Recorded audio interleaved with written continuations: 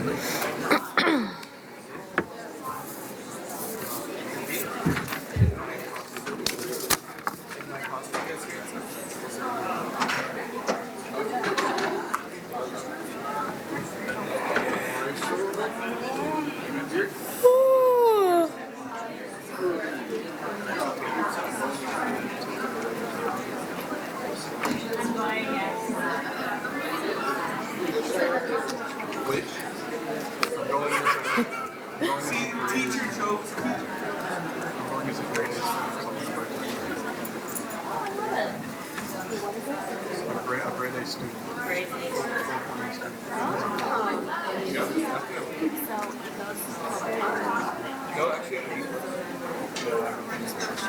way I have it set up is to do kind of the think, pair, share. Yep. Well, I don't want to slide through it now, but yeah, so the think, pair, shares in there, and then I go back to do my closing arguments. Is that okay? No, that's awesome. Yes. Feels weird. I don't teach business law anymore, and I'm not going to lie, I don't miss it. Yeah, that would have been one I would not. It was one that I had to constantly keep, like, funny. Like, I had to constantly add. You keep business law funny. I know, to keep them awake. Oh, and I used to teach it as a 3-hour class, too. 3 hours in a row? No thanks. 3 hours. Shoot. And they would only have time to get one 15-minute break in between because it was a... That is like song and Oh, you've got a dance. mic to go around the audience, right? Okay. Use this one right there. Okay, perfect. It's Monday morning. It's Sunday morning.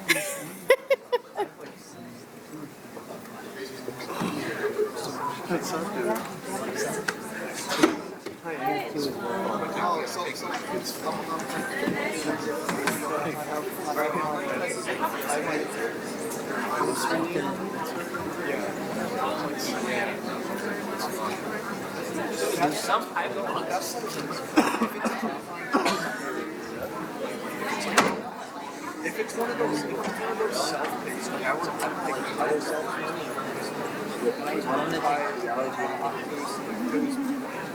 there was a semester where like it was a semester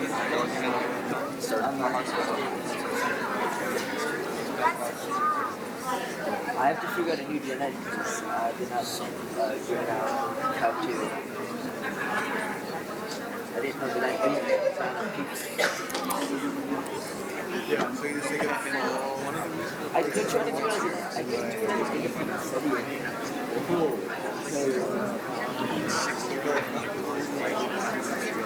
Now I just gotta do it. And hope they do it next year. And hope they do it next year. I'm like so like 6:45.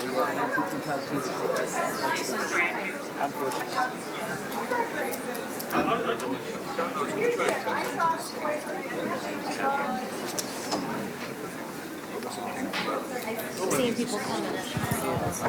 They're afraid of being No, I know.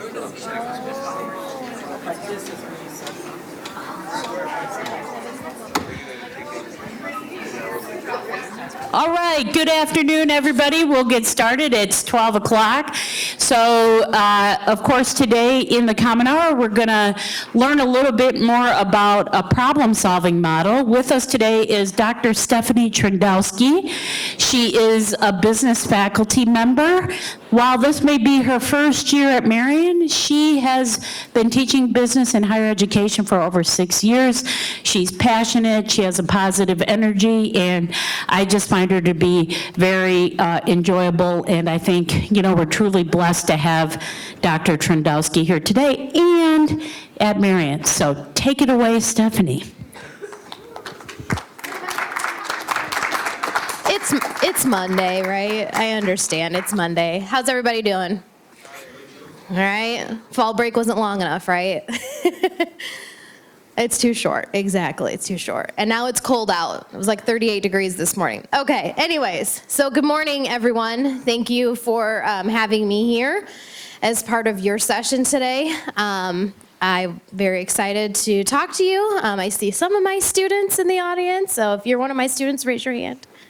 All right, I see a couple. All right, perfect. So anyways, I am Dr. Trendowski. I am happy to be here at Marian. And some of you may have seen me speak in this room before. I was on a panel just a few weeks ago with some other esteemed colleagues. So it's always great to be able to share my experience because just like yourselves, I once was a freshman sitting in a chair like that, in an auditorium like this, trying to figure out life and what I was gonna do, right? And we're gonna talk about there's big problems and there's little problems in our lives, right? So I want to start off really quick actually with a story. And if any of you, no, my upperclassmen aren't in here, so I'm actually using this example in my classroom this week. Have any of you heard the story about the jar of rocks and pebbles and sand? Anybody? You have? Kind of? Okay. Okay. So there was a famous story about this philosophy professor, right? Who gets a jar out. I was going to actually bring it here, but I was like, it's going to make a mess in the auditorium. I don't think Jen would like that. But anyways, the professor fills up the jar full of rocks, right? Asks the students, is it full? They say yes. Goes underneath the desk, pulls up a little thing of pebbles, like tiny pebbles, proceeds to pour them in to the vase or jar, whatever it is, shakes it around a little bit. They fit, right? Then the professor says, now is the jar full? So now the students are kind of like, okay, where's he going with this, Yeah, sure, whatever, it's full. Proceeds to go down underneath the desk and pulls out a jar of sand. Proceeds to pour the sand into the jar. The sand goes around the pebbles and around the rocks, okay? So what's the point of this? We have three different things in our lives. We have the big important things, right? Your family. Anybody that takes psychology, Maslow's hierarchy of needs, it's coming back to you, maybe from high school, okay? Things that we need, shelter over our heads, food, water, okay? Then we've got our friends, things that are important to us, our activities, our sports. You guys are here for maybe some athletics. And then we've got the very minuscule things, the sand, right? And the sand just takes up so much of our time, like scrolling your phones, or being on the internet, or playing video games, right? And it very well may be things that we enjoy, but it's all in how we balance those things. Now, I want you to think about this scenario and relate this to your own problem-solving techniques. What is the biggest thing? Is this something minuscule that I'm worrying about? Is this something that, okay, it has to do with school. I need to think about this. This could affect my future, something that I need to kind of focus on. Or is this something big? Is it one of the big rocks that's taking up the most space in that container? Okay? All right. So our agenda for today is you are going to be studying Wood's problem-solving techniques in this class. So that is what I've based this off of today. So the first thing is you're defining a problem. Now this is 6 steps, but I've shortened it into 5 just to fit on my slide here. So you're defining what your problem is. Then you're having to explore the problem. Okay, you're deep diving into this. When we have a problem, what do we want to think of? How to get rid of it, right? What's the solution? What are we going to do about the problem? And in order to do that, we have to implement a plan. How are we going to do this? And then we have to take a look. Once the plan is in place, we have to check and reflect, right? So those are the last 2. That's technically 5 and 6. We have to check it, and then we reflect on it. And if something is trash, we go back to the drawing board, right? Just like in any experiment. Any science students in here? Anybody? No? Like chemistry, right? Think about the old Harry Potter films, right? Hermione was the smart one who knew what she was doing in the laboratory, and then she got so frustrated because she just could not get the potions right. So even the smartest of us, excuse me, and even the best of us have struggles sometimes. So, this is coming out kind of blurry for you, but to give you a little bit of a background, so this is what Wood's problem solving is all about, right? We define the problem. We've got to determine what is the useful information. What's going to be helpful in this situation, or what's going to be those kind of minuscule sand pieces that are going to get in our way? And talk about the constraints. Oh yeah, well, we could all be richer if we all won $1 million. That's not going to happen though, right? We have to be realistic about our expectations. So we're going to explore the problem. We're going to determine the problem objectives, examine all of the issues, make reasonable, notice the reasonable word, assumptions, and estimate the answer. So, okay, think, maybe you're writing a flow chart, kind of. This is my problem. It could go this direction, this direction, this direction, and this direction. And if it goes direction 1, what's going to happen? If it goes direction 2, that's what's going to happen, etc. So then you're going to talk about planning that solution. How are we going to fix it? Okay? You got to make your plan. And I always like that saying, what are you in control of in this life? Yourself, right? There's going to be things that happen. We just lived through a pandemic. Did I ever think that was going to happen in my lifetime? No. But we adjust, right? You map out different sub-problems. So if you're having an issue with school, why? Is it certain subjects? Do you need to go to tutoring? Do you need additional help, but you're working and you've got sports and you just don't have the time? Those would be your sub-problems. You want to choose the appropriate theory, principles, and approaches. So what's theory? Who can tell me what theory is? What's theory? So I write about theory a lot when I do my publishing, right? It means that some great, amazing person came up with this great, amazing idea and decided to make it a theory, and then we all cite it, right, in our papers later on in life. And we need to determine the required information. So we take these first 3 things and we just jet set. We put it into plan, we implement it. We put the plan to action, okay? Then we go back and we check the solution. Remember back in high school when you did those really long math assignments and you had to go back and you're like, I swear I did this the right way. You're checking your work, you're trying to figure out what's going on, you're checking that answer, trying to figure out why you're not getting the answer. I don't know if you were lucky like me, but our teacher in high school used to give us the answers that were in the back of the book, so you knew what the answer was, but you didn't know how to get it. You had to be able to match up your work to know what the answer was, okay? Parents used to say, well, why are they giving you the answers? Well, they give you the answers all you want, but if you can't show the work and how you got there, then you're not going to get any points, right? Just like that with the problem as well. And then at the end of all of this, we evaluate and we reflect on things. We think back, what would we have done differently? Was this helpful to me? Did it have the desired outcome that I was looking for? Look at the effectiveness in business. If you have me for business, we talk a lot about efficiency and effectiveness, how well you get something done. And reflect on the social and ethical acceptabilities of it.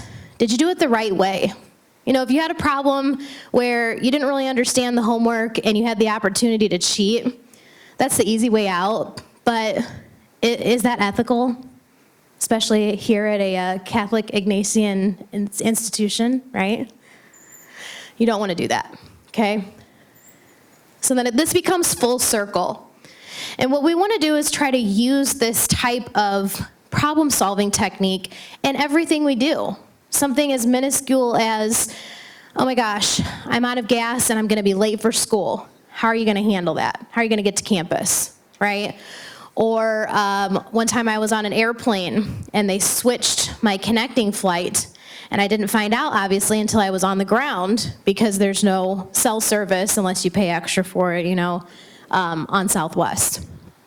So I got on the ground, had to make some very quick decisions about what happened, run to another gate. I was lucky to make it, but these are all tough decisions that we have to make that affect our outcomes. So the question is, after today, you're going to think about, are you a strong problem solver? And if you're not, that's okay. That's why we're learning this, right? That's why you're going to be going over Wood's model.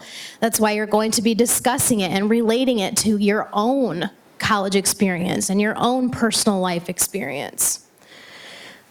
So you got to learn how to identify your problems accurately, right?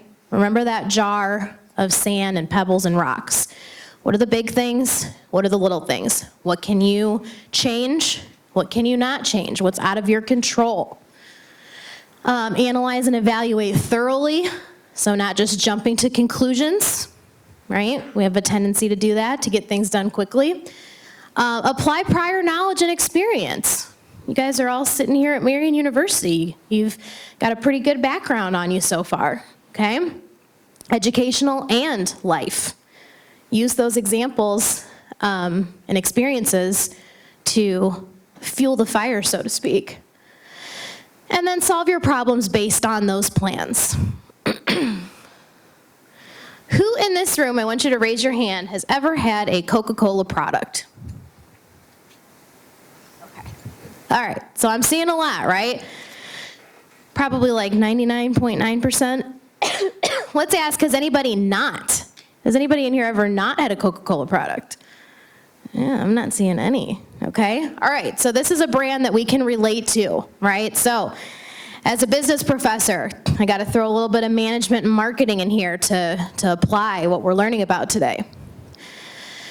So what's one of the problems with Coca-Cola? They use a lot of plastic, right? What's going on in today's day and age? A lot of people are going green, as they call it. They want to support companies that are doing things that better the environment, okay? With a company like Coca-Cola that is global, okay, they have a huge impact on the decisions that they make. So this relates to decisions made in North America, okay? So I will clear that this is not all over the world, but this is decisions that they have made here in North America for their use of plastics. So how to recycle your bottle or can, right? They say by properly recycling bottles and cans, we can help sustain a circular economy where we can source more recycled material to use in future packaging, right? And then it says down here, reduce up to 71% of emissions. All of these words are things that we've been hearing, right? We talk about Teslas. We talk about reducing gasoline use, right? Natural gas use, etc. So learn more, right? They're encouraging you. Click here, learn more about us. Learn what we're doing different. Well, being in such a huge influential business like Coca-Cola, they had to come up with the problems, right? They had to think about, okay, what's the problem here? What is the problem? Using too much plastic. So they had to look at the design. So they made 100% of their packaging recyclable globally by 2025. That was their goal, okay? I've read articles that say that they're on track with that, but it'll be interesting to see if it's gone as they plan. Or use at least 50% recycled material in our packaging by 2030. So remember that chart I showed you, like where it said go back and reflect? What if it's not going as planned? Are they just gonna drop the ball and give up and say, heck with it, Earth will just have to deal with it. We don't get another Earth, right? We gotta take care of the one we've got.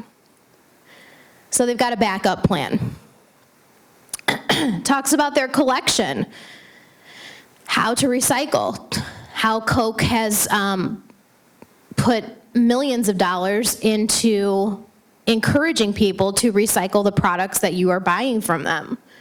So collect and recycle a bottle or a can for each one that they sell by 2030. So you know that whole like Tom's shoes, right? Buy a pair, get a pair, give a pair. to somebody in need. It's kind of the same thing. For every bottle they sell, they want to collect another one from another competitor or previous of theirs by 2030. Partnership is huge, right? One of the best things to get a positive thing going is to get people on board, okay? So bringing people together, you're supporting a healthy, debris-free environment. You ever seen those videos before of like the plastic rivers, as they're called? It's super sad. And these things are real. You know, I have some friends that live overseas, and they've seen things like this. And we may not see that here in Fond du Lac, Wisconsin, but so we're lucky, but it doesn't mean that it's not happening somewhere else in the world. So we can still make these changes, right? So anyways, back to Coke. This is how they're solving their problem. So these probably look familiar to you, right? These are two of the most common product materials that they use, is their cans and their plastic. Now we do see still some of like the traditional like glass Coke bottles. I know that's like always like a fun little Christmas gift or something, that because it looks very nostalgic to go along with something. But these are the ones that you probably see the most. So how are they going to reach you to make a change? Because it's not enough for them to be the problem solvers. They have millions and millions of customers like yourselves. So how are they going to do that? So let me go ahead and play the first video here. These are very short.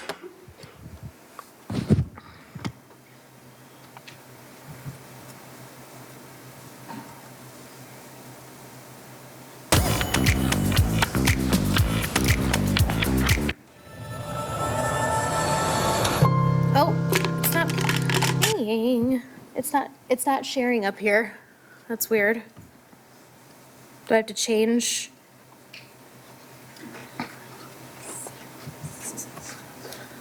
Okay.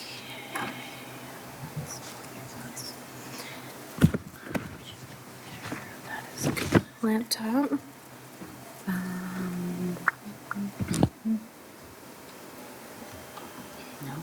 No.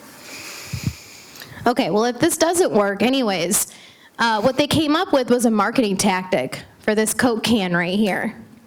And they showed a camera filming cans being smashed. Why would they do something like that?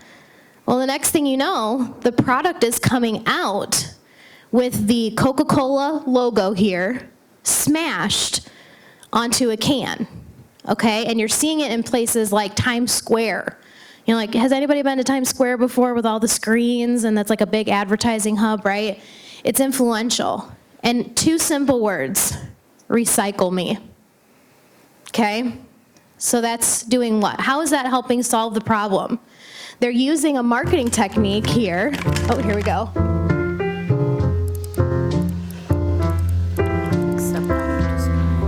Nope. Sorry. You can just X out of that. And then, there you go. Look, recycle me. Now watch what happens. They all come out in different ways. They're not all the same. France, right?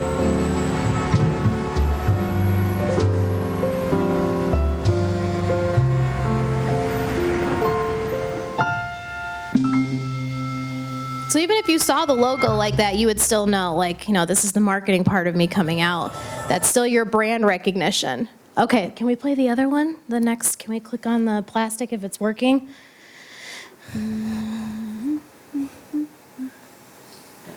Go back to, yep, PowerPoint, click on that, and then Coke plastic. Oh, it is not working. Let me go back one and try it again. Let me go to... So the Coke plastic part, right? Coke has more products than, you know, the Coca-Cola, right?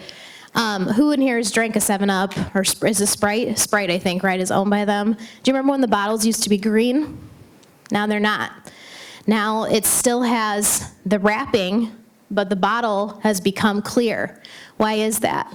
Because of that goal that they have used, that either 100% recycled product, besides the cap and the wrapper, right? So where I'm from, there's actually an organization who decided to, and this was with the help of college students, decided to start gathering all those plastic lids. So you're thinking, okay, well, that's great, we're recycling the bottle, but what about all these stupid lids? This is still gonna hurt the environment, right? So they had the grand idea to start collecting those lids and to create them into something else.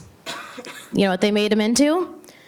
Recycled benches to put around the college campus. Pretty neat, right? So that's one more thing that was useful and sustainable. It's gonna last them a long time. It's not gonna rot away like the wood. They're gonna be able to use it for a long time, okay? It's okay, we can probably just skip it. Okay, I'm sorry. That's okay, that's all right. So anyways, that's what that second video was about, is just how they're transitioning to the clear plastic and the reason why they're having to change up some of their logos and that.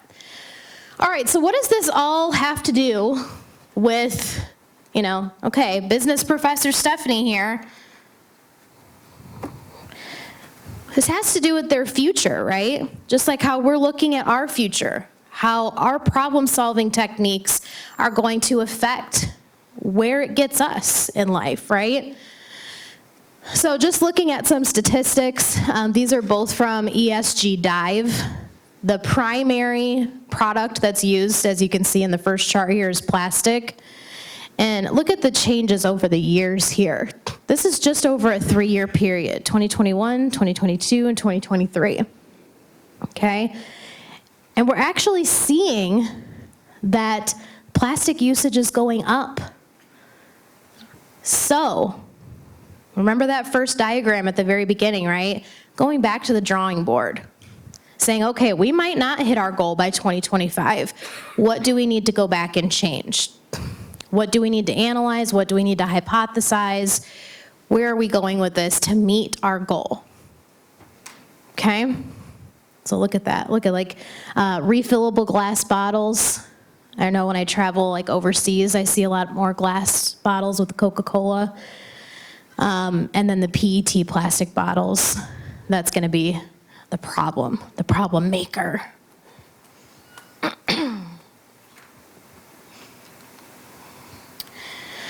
So I want you to do, I'm going to steal a little idea here from my esteemed colleague, Dr. Gray, who's in the business department as well.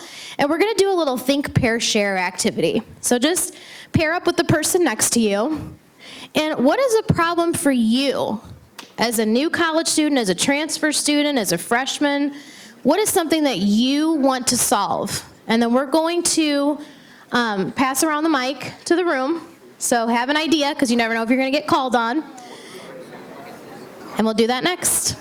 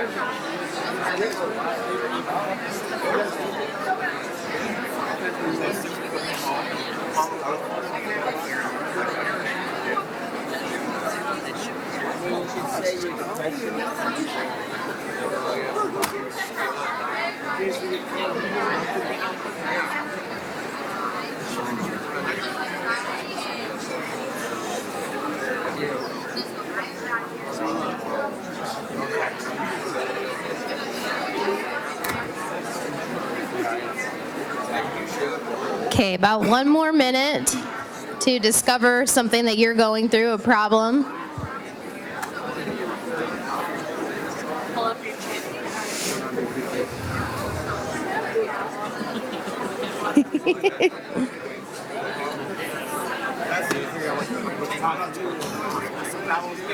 All right, so let's get somebody to volunteer first. Go ahead and put your hand up if you're down here somewhere near me. Somebody volunteer their problem. Volunteer. Your professors are watching. You guys are having a good conversation. There you go. Yes, go ahead. Whatever you, yes, go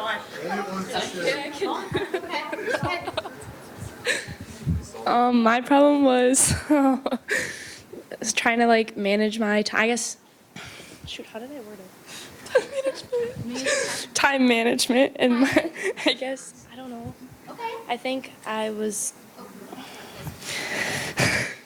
time management. She said time management. I don't know. How are you going to solve that?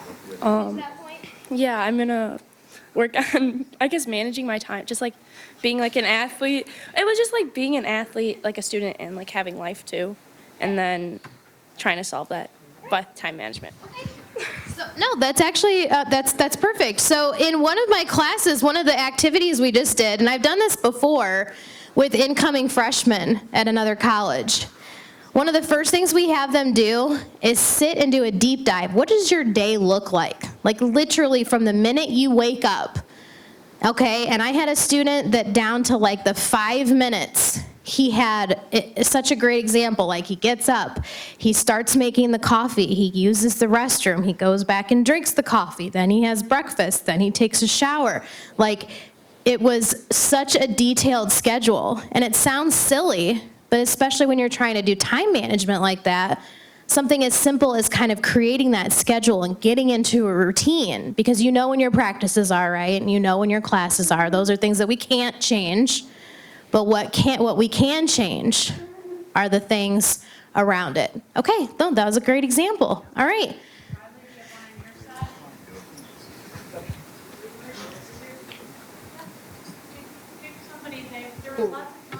I can pick somebody. Yeah, lots of talking. Don't be afraid to share. Because you never know what somebody else is thinking too. You know, you might think, oh, like my idea is silly, but then somebody else is going through the same problem as you are, right? Okay, we got one. Finding a way to stay motivated, self-motivating. Okay, all right. So in school or in life or both? Primarily in school, not letting your home life interfere. Right, yeah. Think it back to that jar, right? The big things, the medium things, and then the little minuscule things, right? Exactly. So what's your solution for that? Did you guys get to talk about that at all? Working on prioritizing. Perfect. How are you going to do that? You're going to make a list? You're going to journal, right? So we see, I don't know, who in here is on Pinterest? Is that kind of dated now? Like, I'm a Pinterest junkie. I love Pinterest. Pinterest has amazing ideas for journaling and things like that, like time management and prioritizing, or time management for prioritizing what's important, right? And checking your mental health status. How are you doing? Have you seen like those neat little like color-coded charts where you kind of draw a grid of the month and then you have a certain color assigned to how you're feeling? And it allows you to reflect, because we might not remember how are we feeling last Tuesday. Who remember? I don't know, unless something significant happened to you, something good or bad, right? So then you have something to reflect on. You can go back and look at these journals like this and see these color codes and say, hey, you know what? I'm seeing a lot of blue. That means I've been really depressed over the past couple weeks. Or I see a lot of red. I have a lot of anger and anxiety. What's going on? Okay? Helps us visualize those issues, the problems that we're trying to solve. Okay, good job. Let's get somebody else in the way back up there, because there was lots of chatter going on. She's going to just pick somebody. Jackson, do you have anything? No? Camo hoodie? Casey?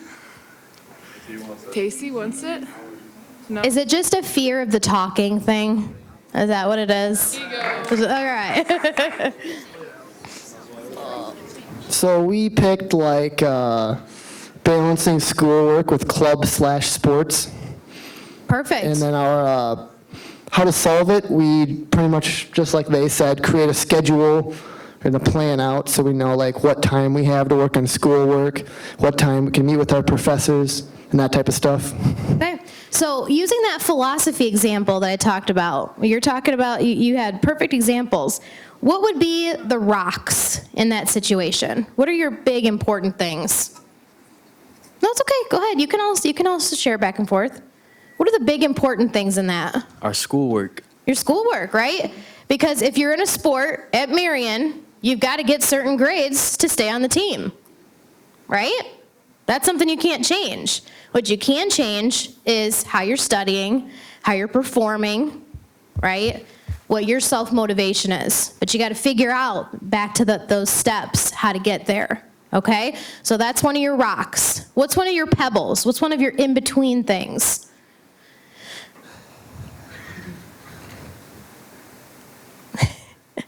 I feel like I'm on Family Feud. They're all talking like, what are we going to say?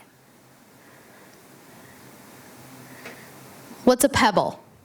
Something that's in between. We need the Jeopardy music playing. I would say sleeping. Okay, sleeping? Cause like I be trying to do my homework and then I get tired. Okay, but still, sleep is actually a very important thing, right? Yeah. So that's a tough one. Because sleep, if you don't have enough sleep, then what happens to our brains, right? I don't be We can't focus. Yeah. We can't focus, right? So that, arguably, that would be one of the big ones too. Okay, so last question for that group then. Or any group, what would sand be? What's one of the minuscule, tiny things that's consuming that jar of our life?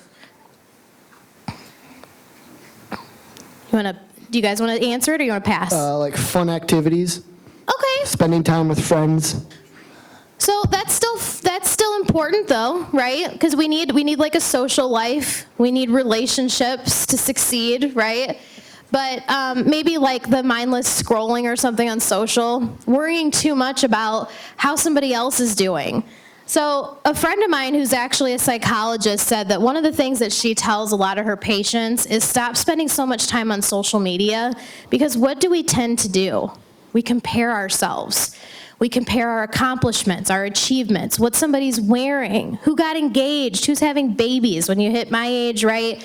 And there's certain people that aren't in that stage of life yet. It becomes a very depressive state for them to see. Okay, one of my friends actually, and I admit I use Facebook, social media to keep in touch with my friends and see pictures of their kids, and it can be a very positive thing, help cheer each other on in life, but it can also be a very negative thing as well, right? One of my friends actually completely got off of all social networks because it was challenging his mental health so much, because he was constantly comparing himself, his career, his education, his social life, the fact that he wasn't married yet, he didn't have kids yet, and all of his friends were getting married and having children, okay? So we have to be careful of these things, because those tiny things like that can add up, all those granules of sand, and take up a heck of a lot of space in our lives, okay? All right, any other ones to share? You want to keep going? We good? Okay. So, strategies for growth. How are we going to navigate this future? You guys are all still so young. Whether you're a brand new freshman or whether you're a transfer student, you have so much ahead of you, right? So now it's time for you to think about how you're going to do those things. We talked about time management in that. Screens are a huge issue. I have a little girl. She's 8 years old. So you know how we control the screens in our house? We literally ask Alexa, set an alarm for 15 minutes. Okay, you want to play that horse game? You get 15 minutes to play that game. Then as soon as the alarm goes off, there's no arguing. It's been 15 minutes. Nobody's keeping track on their watch. We get to go about our lives, right? And she knows the rules. Okay, 15 minutes and I got to do my homework. And if I do that homework and finish it and do it well, then maybe I'll get a half hour to watch a show on Disney Plus, okay? I mean, we're not cruel, we let her have screens, but it's the the things that are taking over our lives, that we have to really think about, okay, and how that's affecting us. So, we did talk about some strategies already with the different things, so great examples of that. So I want to talk to you a little bit now, a little personal story of mine. So I mentioned to you that I have a little girl. She might be in one of the pictures here. No, maybe she's not. So I actually almost lost my life in 2016. I had a physician that ignored my symptoms, which are called preeclampsia. I had extremely high blood pressure. I almost had a stroke, and they sent me home, okay? I could have just sat and stayed quiet. And I'm here to encourage every single one of you to use your voice. In the work that I do, we say use your mom voice, because it's all related to maternal health. But use your voice. Use that gut feeling inside of you when something does not feel right. And I did. And it ended up helping save my life. I had a realization moment. I don't know if any of you have had the terrible experience of being in the hospital or being in the ICU, but I was in the intensive care unit. My daughter was 2 floors above me in the neonatal intensive care unit, the NICU, okay? Because she came early with what everything was going on. And I said, I had a little chat with the big man upstairs. And I said, if I get through the night and I wake up tomorrow, things are gonna be different. I'm gonna do something about this, okay? And sometimes that's what it takes, is that motivation. And God willing, I woke up the next morning and I couldn't actually get out of bed. I didn't have enough energy to even walk at that point. But that's when in my mind it all started, okay? So that has led me to where I am today. So I have had the extreme blessing of being awarded things like 20 under 40 in business, things like Influential Woman of the Year for Northwest Indiana, where I'm from, for things I've done for the community, not for myself. It's healing for us. It always feels good when we help people, right? I just watched a special last night on TV about, not Navy SEALs, but what do they call them? Anybody Coast Guard in here? The Coast Guard's surfmen, I think they call them. They call them surfmen, even though there can be men or women. And they said that their ultimate goal in life is to save another life. And that was my goal with this, was to use my lived experience to go back to that drawing board and say, how are we gonna change things? How are we gonna make it different, okay? Something happened that I never thought would happen in my life. If you told me back when I was your age, you're gonna go to Congress someday and you're gonna talk. You're gonna be on the floor and you're gonna be working with representatives and you're gonna be working with senators and you're gonna be talking bills. I would have laughed in your face, right? But guess what? That was not the goal. The goal was to make a difference, to help save lives. And what happened was all of us came together and worked on this so hard for years. And now every single state in the United States has an MMRC, which is a Maternal Mortality Review Committee. So every mother that passes away, they take a deep dive into what could have been different. Did we do something wrong? What could have been changed? Okay? And next thing I know, like I said, the state health commissioner is calling me up on the phone. I thought it was a joke. State health commissioner, we want you to be a part of this thing called the IPQIC. We're gonna rewrite our hypertension toolkit so all the hospitals in Indiana know, because we had the 3rd highest mortality rate at that time, okay? So your tiny voice can make a difference, especially when you find your people or other, like, you know, you guys were afraid to speak what your problems are, right? Once you speak your problem and say, hey, I'm going through this, you're gonna find your people. You're gonna find there were similarities between things that you guys said, right? Like with the time management, where you're all suffering with that. It's new to you. It's something that you have to acclimate to, but you don't have to do it alone, okay? So, these are just some things. Like I said, did I ever think I'd see my face on a magazine? Pfft, no. Why would they want to put this face on a magazine? Because it's people that are making a difference. Okay, and that's me at Congress. I go every year now. I'm invited back every year to do the work that we're doing, and it makes a difference. So with that being said, I hope that you take these lived experiences. I hope that you learn from Wood's example, which you're going to be learning with all of your professors in your classes, and use those tools to deal with your own problem-solving techniques.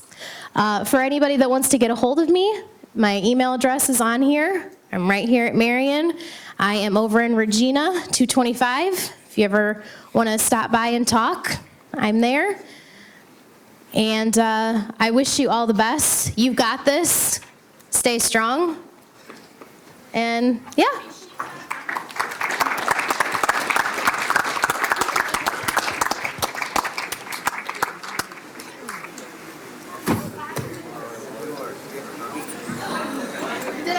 Jen, did I end too early? It's all good, don't worry. Okay. I didn't know if you wanted to talk to them after, that's why I gave some. No, you're all good. Okay. Don't worry. It's more the blatant disrespect when they pack early. That's where I get a little. Why? What are you gonna say? Ladies and gentlemen, please remain seated. I got 10.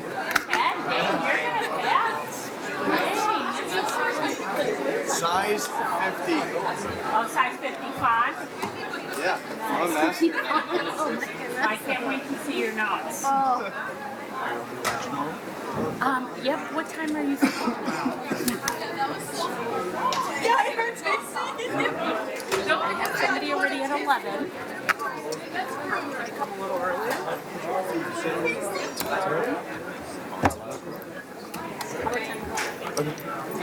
All right, I'll email it to you.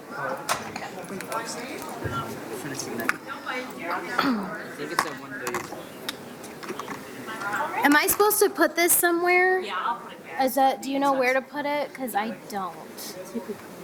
Do you need a light? Here, let's see. Yeah, okay, there you go. All right, okay. And then here's the mics. Yep, I'll And take then the those two. clickers. Yep, perfect. Okay. All right. Yeah, I'm sorry. I looked at as I was talking, I looked at my watch and I was like, okay, Jen's probably gonna want to talk to them for a minute, but then they were already packing up. They go really 60. Okay. That's just how they roll. Well, I hope it was somewhat helpful. Oh, completely. I got lots of good notes, and I think it's a good intro stuff, so I think it'll be Yeah. really good. I tried to keep it at, like you said, mostly, I know some are transfers, but, the freshman level Yeah. of, yeah. Okay. It's more of an intro, and then we're going to go more in depth Yeah. in each of the sections, Yep, so that yep. should help. Did you want me to send you this so that you got those slides? Yeah, if you want to, Okay. that'd be Yeah, awesome. I don't care. I put Marian on here just so that you know that it was presented. I'm sorry, I don't here. know why that didn't work. No, it's okay. I didn't want to have keep waiting because then I'm gonna lose them. So